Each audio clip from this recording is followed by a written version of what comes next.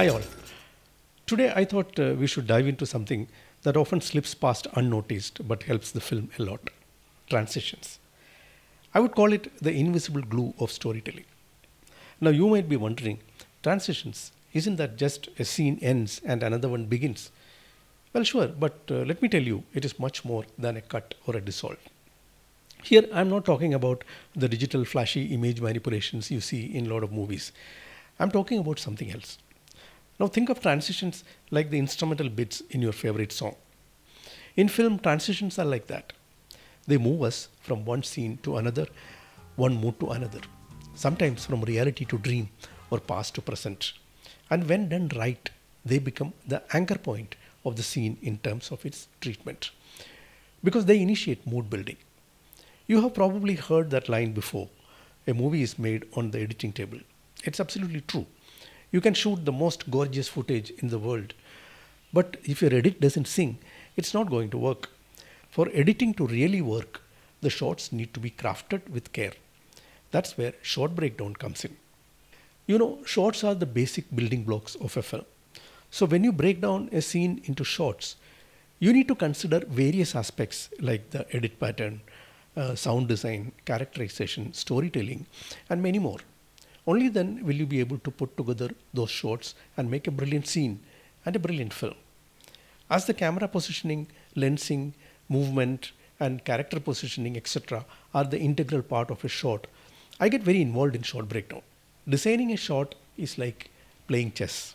Every move matters. And depending on whether it is the first shot, last shot, or that sneaky little cut tucked between two scenes, it could turn into a transition that changes the game. So today I thought I would share two transitions from two very different films I have shot and why they mattered.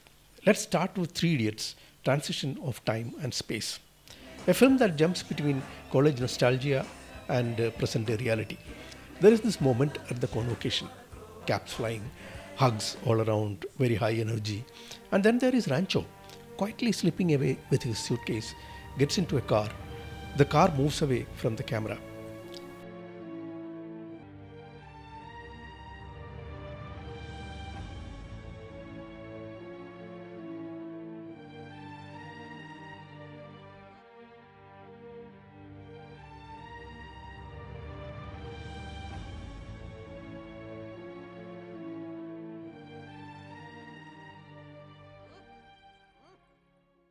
What just happened? A transition of time and space. We went from a crowded campus to the middle of nowhere in the mountains. A transition from past to present, and it felt seamless. Car moves away from the camera.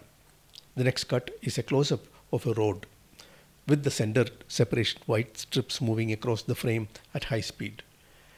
The camera lifts up, and suddenly there it is, the red SUV. As the SUV moves forward, the camera slowly cranes down to reveal the magnificent mountains of the Himalayas. Now, how did we do it? We got creative. Mounted a Jimmy Jeep on the back of a pickup truck, placed the red SUV right behind it, facing the other way, and wait for it. We drove the pickup in reverse so the SUV could move ahead naturally as the camera lifted. Started with a tight shot of the road, lifted to reveal the SUV. The camera car slows down to allow the SUV to move further. Once the SUV moves ahead, the camera crane lowers its height to frame the Himalayan mountains in the background. The SUV moves away into the mountains, and all in one flowing movement. Why do I take so much pain to do this transition? There are multiple reasons. I wanted the feeling of Rancho leaving to be stretched so that the audience feels the ambiguity. The close up of the moving road immediately after the car moving from the campus gives a feeling that we are continuing our travel with Rancho. Then hit you with that red SUV like, hey, that is Farhan and Raju. We have seen this car before and we know that Farhan and Raju are in that car. And we have jumped from the past to the present. Two, I wanted the new location, the Himalayas, to be presented in all its magnificence, surprise, and hope, the land where Rancho could be found. All these elements are rolled into one shot. The shot works very well in giving an emotional high to the audience.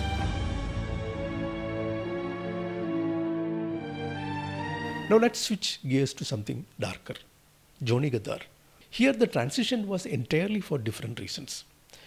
We are deep in crime thriller territory, gang, greed, and betrayals. Johnny Gaddar is a story of 5 members of a gang involved in illegal drug trafficking. As the film progresses, 2 members of the gang get killed in separate incidents. No one suspects the youngest new recruit Vikram behind all these killings. When the third member Prakash confronts him, he has no other way but to kill him too. The killing takes place on top of an uninhabited hillock. There was a stone quarry filled with water next to it.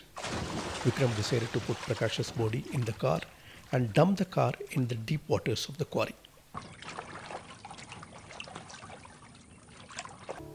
Next scene starts with a shot of Vikram lying on the bed in his bedroom. He's not sleeping. He's disturbed. There is a knock on the door. It's Prakash's wife searching for her missing husband. वर्षा प्रकाश कहाँ है? The transition is embedded between these two scenes. The transition shot should reflect the mood of the scene. It should reflect Vikram's mental space. He should be thinking about Prakash and his cold body entrapped in the submerged car. I thought it is best to go back into the car underwater. So I decided to create an illusion of the camera being inside the car. The best way was to extend the shot backwards and start with the frame of the camera looking through the car window to the underbelly of the water body. So I had to create the underbelly of the water body in front of the camera outside the supposedly car window. It looks like we are underwater, foliage stuck to the window glass. But then the camera pulls back and you realize it's not underwater. It is the window of a house with plants outside, and Vikram is just lying there on his bed, awkward, haunted, alone. There is a knock on the door. It's Prakash's wife. Oof, but why all this? Here is the reason.